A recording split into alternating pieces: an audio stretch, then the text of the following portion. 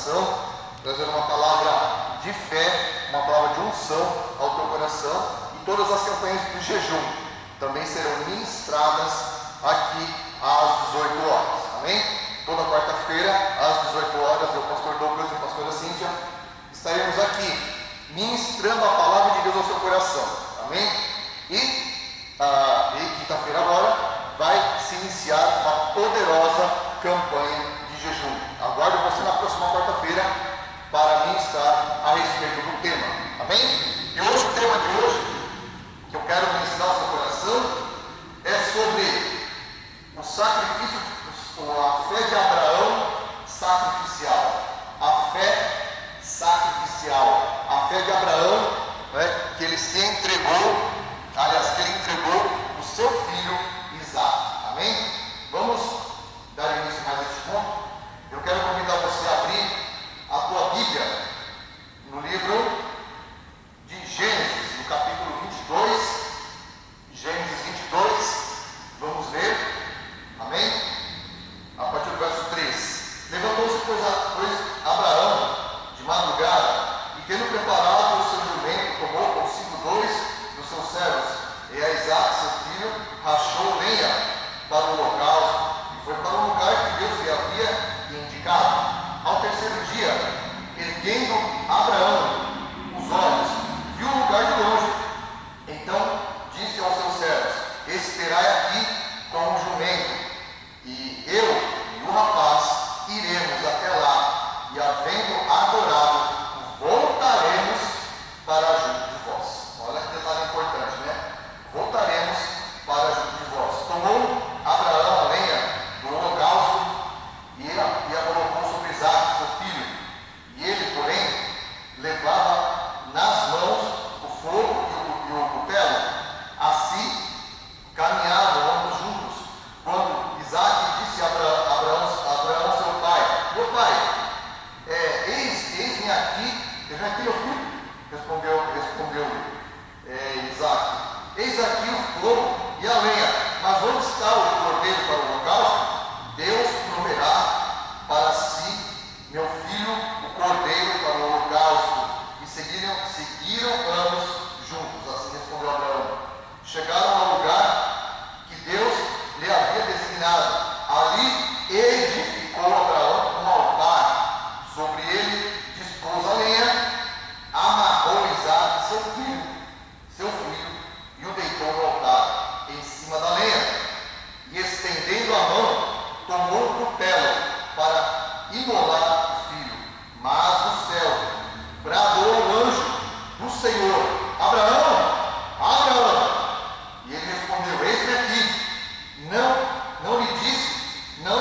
Então lhe disse: não estendas a mão sobre o rapaz, e nada lhe faças, pois agora sei que temes a Deus, porquanto não me negaste o filho, o teu único filho.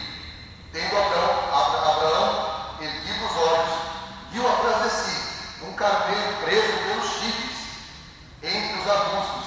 Tomou Abraão o carneiro e ofereceu no holocausto em lugar de seu filho. Amém? Pai querido, Pai amado, nós consagramos esta palavra.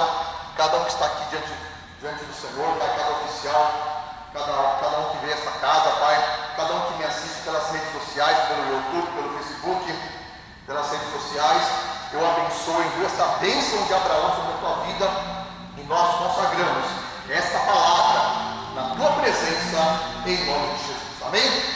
Então, como nós podemos ver aqui, Abraão, depois de muitos e muitos anos, todo mundo conhece a história de Abraão, né? Todo mundo sabe a história, que ele teve Isaque ainda quando velho, Sara teve quando velho, eles não podiam ter filhos, e depois ele teve um filho com Agar, a escrava, porque Sara o induziu a ter um filho com a escrava. Aí nasceu Ismael, né? E dos ismaelitas hoje temos as descendências árabes em diversas ramificações pelo mundo, né? Então o que aconteceu? Abraão, depois que ele teve o seu filho, lá em Ur dos Caldeus, onde ele vivia, o seu pai, né, e toda a sua geração, eles já tinham uma cultura de sacrifício, né? Essa cultura de sacrificar pessoas a deuses não é coisa antiga, não é só daquela época. Hoje em dia ainda existem sacrifícios de crianças, existem sacrifícios humanos, porque tem muitas seitas e religiões que elas raptam pessoas. Por isso que some muita gente nesse mundo aí, mundão fora, e não acha mais. Por quê? Porque é feito sacrifício humano. Para quê? Para entidades, para demônios, para Satanás. Então, essa prática é uma prática milenar. Então, quando o próprio Deus, que deu a promessa a Abraão, que era Isaac ia ser riso, deu o filho da promessa para ele, o filho de alegria, né? O que aconteceu? Abraão, ele estava muito contente, só que um belo dia, Deus chegou para ele e disse: Abraão, vá ao monte sacrificar, vá ao monte entregar um sacrifício, eu quero o seu filho como sacrifício. É lógico, você não vê Abraão murmurando, e muito menos Abraão comentando para Sara: Sara, Deus falou comigo, olha, eu vou sacrificar Isaac, nosso Deus, né? Pode? Meu, se ele falasse isso para ela, eu acho que ela ia quebrar um pau com ele, era capaz dela rachar um porrete na cabeça de Abraão e esconder o filho dela, né? Porque o instinto materno, com certeza, iria preservar Isaac, né? Porém, Abraão guardou no seu coração aquela palavra que ele recebeu de Deus. E aí, num determinado dia ele pegou os seus servos, pegou o animal de carga e ele os levou até o pé do monte, levou Isaac, né? E aí, chegando lá, como nós lemos na palavra, ele falou assim: ó, vocês esperem aqui, tá? Porque eu e Isaac nós vamos subir e desceremos, porque nós vamos adorar a Deus e vamos descer. Por que Abraão falou isso? Abraão falou isso porque lá no livro de Hebreus, né? Vocês sabem que Abraão, ele é considerado também um dos patriarcas da fé, obviamente. Lá no livro de Hebreus, no capítulo 11, lá no versículo 17, mas só que antes, veja bem, Abraão fala aqui no versículo 5, que eu acabei de dizer, ó: esperai aqui com o jumento, eu e o rapaz iremos até lá, e havendo adorado, voltaremos para junto de vós. Versículo 5, do capítulo 22 de Gênesis. E aqui em Hebreus, no capítulo 11, lá no versículo 17, a palavra do Senhor, ela diz assim no versículo 17, né? Pela fé, Abraão, posto à prova, ofereceu Isaac. Estava mesmo para sacrificar seu unigênito. Alguma semelhança? Ou é a mera coincidência?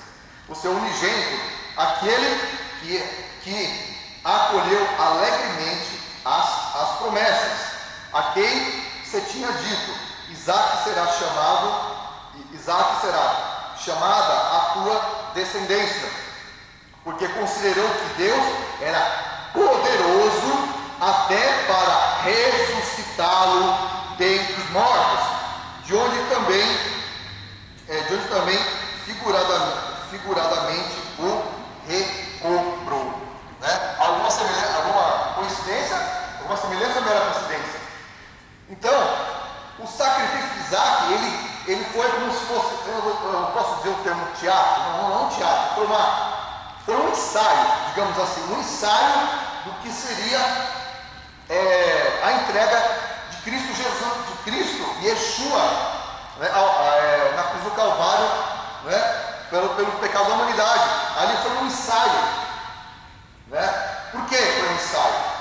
Porque desde aquilo ali já está evangelizando, já estava dizendo vocês já viram que o teatro também prega, né? Ele prega com a figura corporal, né? Por exemplo, a dança na igreja, ela evangeliza pela expressão corporal. E a expressão corporal de Abraão amarrando Isaac, colocando no altar para ser sacrificado, né? E quando ele foi imolado com o cutelo, não era faca, era cutelo. Você sabe o que é o cutelo, irmãos? Cutelo é uma faca de uma lâmina bem larga, pesada. Eu tenho um cutelo em casa, ele é bem pesado E todo açougueiro, todo açougue tem cutelo. Para que serve o cutelo? Ele é uma faca pesada, muito afiada, para que no único golpe ele parte ossos, não apenas carne. Ele não fatia carne, ele parte ossos. Ou seja, Abraão, além de matar Isaac, ele ia cortá-lo ao meio num único golpe. Ia desmembrar, desossar Isaac no único golpe. Porque o cutelo não é uma faca, o cutelo é uma ferramenta para desossar carne nos açougues nos dias de hoje. O cutelo é uma faca muito poderosa e afiada. Não era uma faca simplesmente, era um cutelo. Né? Eu não tenho aqui para mostrar, mas já sabe o que é. Vai no açougue que você vê. Então tipificou o quê? Isaac, ele tipificou Cristo. Tanto é que se você for ler aqui em Gênesis, voltando aqui para capítulo 22, olha o que Deus falou. Olha que Abraão, ele levantou a sua mão para imolar o seu filho, bradou dos céus, o anjo do Senhor: Abraão, Abraão, não estendas a mão, você já provou. Quem que era esse anjo do Senhor? Era a teofania de Yeshua, teofania de Cristo Jesus, que veio como anjo, a teofania de Cristo. Por quê? Porque Deus não queria o sacrifício de Isaac, Deus não queria o sangue derramado de Isaac, porque o sangue de Isaac, ele não ia trazer remissão dos pecados da humanidade. Amém? Quem ia trazer a remissão dos pecados da humanidade, do meu pecado, do seu pecado, do pecado da igreja, é quem? Jesus. Então, tipificando o sacrifício de Cristo, tipificando a entrega, né? Abraão, tipificando Deus Pai entregando o seu filho, ele consagrou o seu filho Isaac. Amém? E não era um menininho não, Isaac ele já era um moço grande, ele estava carregando lenha, levando cutelo. Então, e você pode ver que Isaac ele podia, na hora que Abraão foi amarrá-lo para colocar no altar, quando Isaac perguntou: pai, a lenha está aqui, o cutelo está aqui, cadê o cordeiro para nós sacrificar o Senhor e a fé? E aí Abraão: é você. Falou: eu? Aí Isaac podia falar assim: eu não, sai fora. Oxe, tá doido, pai? Quer me matar? Sai fora. Isaac podia ter vazado, Isaac podia ter resistido a Abraão, seu pai, porque seu pai já era velho. Isaac era um moço forte, então ele podia muito bem ter resistido. Isaac podia muito bem ter falado: não! Você está louco, pai? Não! Você não falou que Deus proverá o cordeiro? Então espera Deus dar o cordeiro. Não. Isaac, também tipificando Cristo, ele foi amarrado em silêncio. Ele não abriu a boca. Isaac, ele não abriu a boca. Ele foi como ovelha muda ao matadouro, assim como diz a palavra. Cristo foi como ovelha muda ao matadouro. Cristo não murmurou. Cristo não resistiu à prisão. Cristo não resistiu aos seus oponentes, aos seus opositores, mas ele se entregou por mim e por você, assim como Isaac se entregou. E aí Deus proveu, porque Abraão olhou para trás depois que o anjo, que era Yeshua, né, na teofania, gritou, o Senhor já preparou ali, amarrado com os chifres presos, né, o carneiro para o sacrifício. E aí pai e filho puderam sacrificar. Amém? Então eu falo para você que Jesus Cristo, ele é um Deus maravilhoso. Jesus Cristo, ele ele se entregou justamente para quê? Para que as nossas vidas fossem redimidas pelo pecado. Olha só, na morte de Jesus, lá no capítulo 23, a partir do verso 44, diz assim: já era quase a hora sexta, e escureceu-se o sol, houve trevas sobre toda a terra, até a hora nona, rasgou-se pelo meio o véu do santuário, rasgou o véu do santuário, rasgou de cima a baixo. Sabe o que quer dizer isso? Jesus Cristo inaugurou a era espiritual, né? Ele rasgou o véu do templo. O véu do templo tinha 2, 3 camadas grossas, para que quem estava lá fora no santo não podia ver lá no Santo dos Santos a glória do Senhor, da Arca da Aliança. E a Arca da Aliança ficava lá dentro do Santo dos Santos, aonde só o sacerdote tinha acesso uma vez por ano. E se ele morresse ali dentro, aliás, e ele ia com um sininho pendurado, igual sendo de vaca, fazendo barulho, amarrado com uma corda na cintura, e ele ia lá dentro. Se ele tivesse em pecado, ele morria fulminado lá dentro. Aí as pessoas não podiam entrar, então elas puxavam ele para fora, se ele se demorasse. E havendo rasgado o véu de cima a baixo, Jesus Cristo, ele inaugurou o mundo espiritual e ele abriu acesso para todos os homens da terra terem acesso a Deus através de Cristo Jesus. E nós somos raça eleita e sacerdócio real diante de Deus. Amém? E voltando aqui no texto, lá no versículo 46, Jesus clamou em alta voz: Pai, nas tuas mãos entrego o meu espírito. E dito isso, expirou. Vendo o centurião que tinha acontecido, deu glória a Deus, dizendo: verdadeiramente este era homem, este homem era justo. E todas as multidões reunidas para este espetáculo, vendo o que havia acontecido, retiraram-se a lamentar, batendo nos peitos. Entretanto, todos os conhecidos de Jesus, as mulheres que tinham seguido desde a Galiléia, permaneceram a contemplar de longe. Só que Jesus ele morreu na cruz, certo? Até que aqui no texto fala que, aliás, que havia dois malfeitores lá junto com Jesus, né? Lá no versículo 39, um pouquinho antes, um dos malfeitores crucificados blasfemava dizendo: não és tu Cristo? Salva-te a ti mesmo e a nós também. Respondeu-lhe, porém, o outro, dizendo: nem ao mesmo temes a Deus estando sob igual sentença? Nós, na verdade, com justiça, porque recebemos o castigo que os nossos atos mereceram, mas este nenhum mal fez. E acrescentou Jesus: lembra-te de mim quando vieres no teu reino. E Jesus lhe respondeu: em verdade te digo que hoje estarás comigo no paraíso.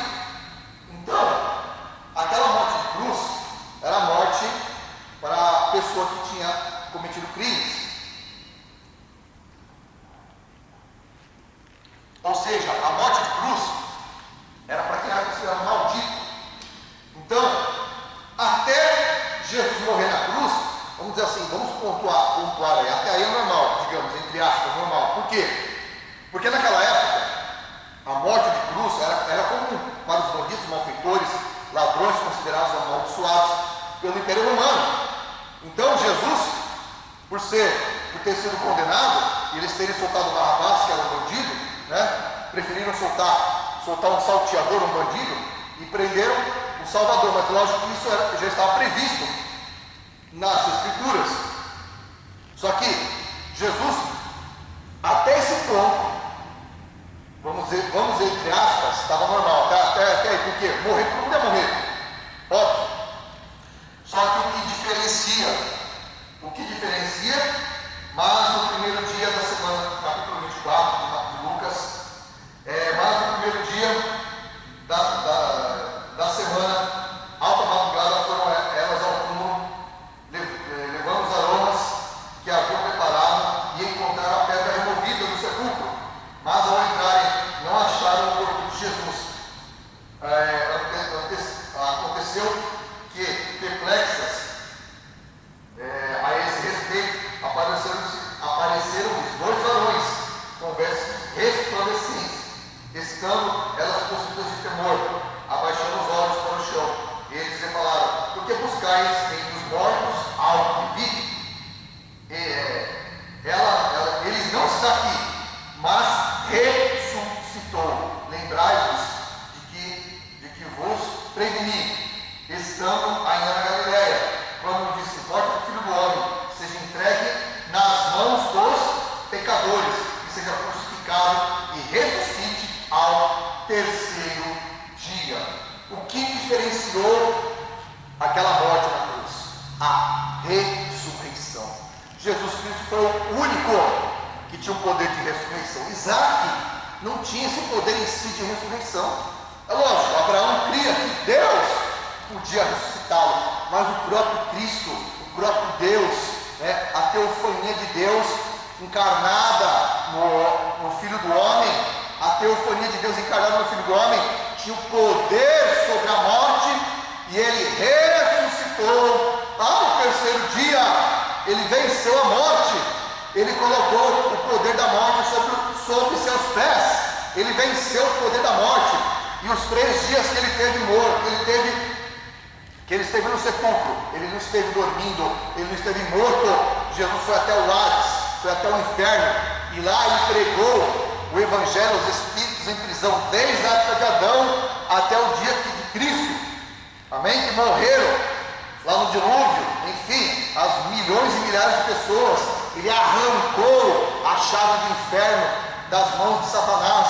Jesus é o que tem a chave da vida e da morte, é o único que abre e ninguém fecha, e que fecha e ninguém abre, amém? Então o que aconteceu? Jesus estava trabalhando, e é o terceiro dia, na sua teofania, ele voltou ao seu corpo, ele apareceu aos discípulos, e chegando lá com os discípulos, ele bateu na porta, e ele falou: tem alguma coisa aqui de comer? Para vocês verem que espírito não come, mas eu estou vivo aqui, ó. Tomé, põe a mão aqui na minha mão, no buraco dos meus cravos, põe a mão aqui do meu lado, sente aqui, onde o soldado furou com a lança, onde verteu o meu sangue por você, pela humanidade. Então Jesus Cristo, ele ressuscitou e venceu a morte. Depois ele ficou 40 dias dando testemunho, fazendo milagres. Depois da ressurreição, depois ele foi assunto aos céus, e ainda com testemunhas oculares. E Jesus falou, e quando as testemunhas estavam vendo ele subindo, um varão, um anjo de Deus, falou para aquelas testemunhas: da mesma forma como você viste o Filho do Homem subindo, vocês vão ver ele descer. Ele vai arrebatar a sua igreja, ele vai levar a sua igreja imaculada, sem mancha, sem ruga, ele vai levar a sua igreja para o céu. Eu e você somos a igreja, então nós somos renascer até a eternidade, não até morrer, amém? Porque o cristão não morre, o cristão ele dorme. Então é até ao arrebatamento, renascer até o arrebatamento.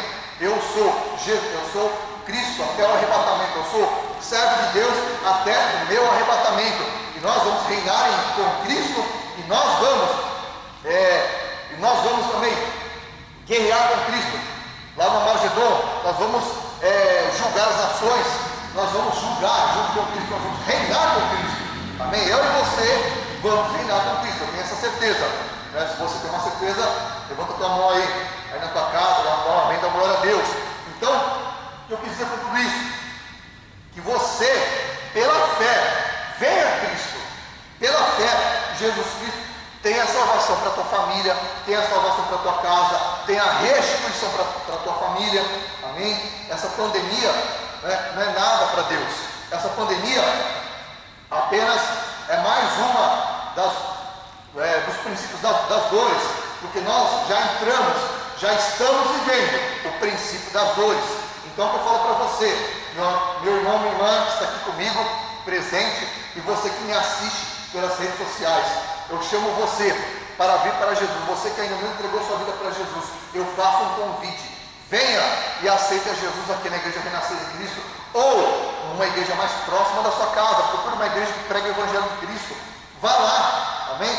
Vá lá e procure o pastor, procure o bispo, o apóstolo da igreja, e se entregue para Jesus. E você que está afastado dos caminhos de Jesus, está afastado do chamamento, você que se afastou do chamado de Deus, onde você teve o óleo na cabeça, você que foi consagrado obreiro, você que um dia foi consagrado presbítero, diácono, consagrado pastor, consagrado bispo, você que foi consagrado um apóstolo, amém? E está desviado, você abandonou, você largou a mão do arado, e o Senhor não se agrada disso. Então volte, porque Jesus está voltando, porque o Senhor virá como ladrão, e no piscar de olhos, a igreja será arrebatada. E aí, o anticristo e o filho da perdição vão se manifestar, porque o que retém o anticristo aqui, o anticristo, na sua plena manifestação, é o poder do Espírito Santo, que está aqui na terra, que é o Consolador, que está no lugar de Cristo, amém? Aliás, que eles trocaram de lugar, mas é o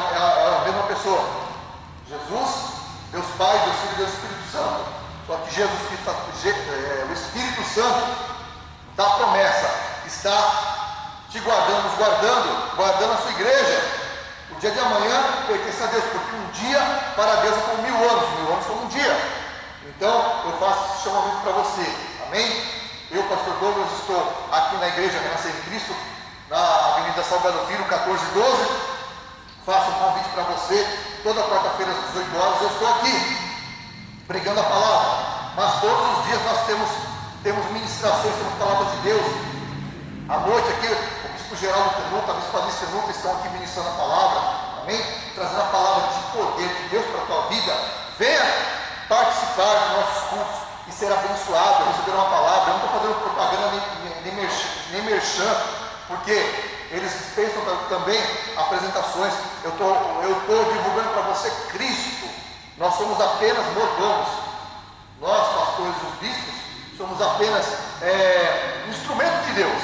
Aqui pode vir qualquer pastor, pode vir qualquer bispo, que vai estar pregando a palavra para a tua vida, vai estar trazendo uma palavra de Deus para a tua vida, uma palavra de restauração, porque nesse altar tem cura, esse altar é santo, nesse altar eu tive a minha vida transformada, restaurada, meu casamento restaurado, a minha vida é espiritual, meu ministério restaurado, amém? Eu faço esse convite, essa menção para você, para que você volte à prática das primeiras obras, volte a fazer volte a realizar o teu chamado, amém? Porque o dia que o Senhor te chamar para o acerto de contas, Ele vai querer saber o que você fez com o seu talento, o talento que Ele entregou nas tuas mãos. O que você vai fazer com o seu talento? Você vai cavar um buraco e enterrar no chão ou vai multiplicar? Amém? Ele chamou a gente para multiplicar. Então, da mesma forma como Abraão, ele pela fé, ele entregou seu filho. Você, pela fé, se entregue ao Senhor, entregue-se para fazer a obra de Deus, porque o mais Ele fará. Aí Deus vai destravar os seus caminhos, o Senhor vai destravar os teus caminhos, vai destravar a tua vida financeira, a tua vida espiritual, a tua vida material, amém? E todo espírito de morte que ronda a tua vida, eu denuncio agora, eu também denuncio, coloco debaixo dos meus pés, todo espírito da rainha do céu, todo espírito de prostituição, todo espírito de Jezabel está debaixo dos meus pés, todo espírito de prostituição, de miséria, que quer destruir os sacerdotes dessa casa. Eu denuncio no altar, eu te denuncio esse demônio de prostituição, de lascívia, está debaixo dos nossos pés, não tem poder contra os sacerdotes do altar, não tem poder porque nós somos lavados e remidos pelo sangue, amém? E o Senhor dá ordem aos seus anjos e nos dá o livramento. O Senhor envia o seu livramento, amém? Eu declaro que essa terra aqui é consagrada ao Senhor, e você, meu irmão, minha irmã, é convidado, como eu já falei aqui, venha para os cultos em nome de Jesus. Eu agora vou fazer uma oração pela tua vida, amém? Você que ouviu essa palavra, você que creu nessa palavra, amém? Eu quero que você faça um voto. Abraão fez um voto a Deus, e Abraão cumpriu o voto dele, amém? Não faça voto de tolo, porque a Bíblia fala para nós irmos à casa do Senhor para adorá-lo, entregar nossos votos e cumprir nossos votos, porque Deus ele se agrada de quem faz voto e o faz com consciência e cumpre seus votos, não voto de tolo, porque muitas pessoas fazem votos e não cumprem, aí fica com a vida no Serasa do céu, digamos assim, né? Fica com pendência no mundo espiritual, porque está, entre aspas, devendo a Deus por causa que ela votou e não cumpriu. Então você que está com a tua vida enrolada, eu sou da igreja, fiz voto, não aconteceu nada na minha vida porque você não cumpriu o seu voto. Então faça um voto a Deus, faça um voto do pingente do escudo da fé, faça um voto do escudo, faça um voto de uma mezuzá, coloque na porta da sua casa. Em todas as entradas da minha casa tem uma mezuzá, que a mezuzá representa os umbrais da porta, a palavra da Torá, a palavra de Deus, né? A marca do sangue, né? Que foi posto nas ombreiras da porta, e quando vier o anjo da morte, ele não vai tocar nem em você e nem na tua família, porque ele vai ver a marca, opa, aqui tem um filho de Abraão, aqui tem um filho de Deus, um filho da promessa. Eu não vou tocar porque tem a marca na porta, na verga da porta, a mezuzá, que tipifica o sangue, que representa a palavra de Deus. Então faça esse voto diante do altar do Senhor e cumpra seus votos, amém? O voto é bíblico, a oferta é bíblica, o dízimo não pertence a você. Entregue o seu dízimo ao Senhor, amém? Porque o que você não faz com 10%, muito menos, aliás, o que você não consegue fazer com 90%, muito menos com 10%. Deus está te pedindo 10% daquilo que Ele te dá, porque Deus que te dá força para você andar, para você respirar. Se você tem saúde, tem força no seu corpo para trabalhar, é Deus que te dá. Não é pela força do teu braço que você conquista. Porque se você cair enfermo, amém? Não tem dinheiro no mundo que salve a tua vida. Se você cair doente numa cama de hospital, for entubado e morrer, não tem dinheiro nessa terra que te livre da morte.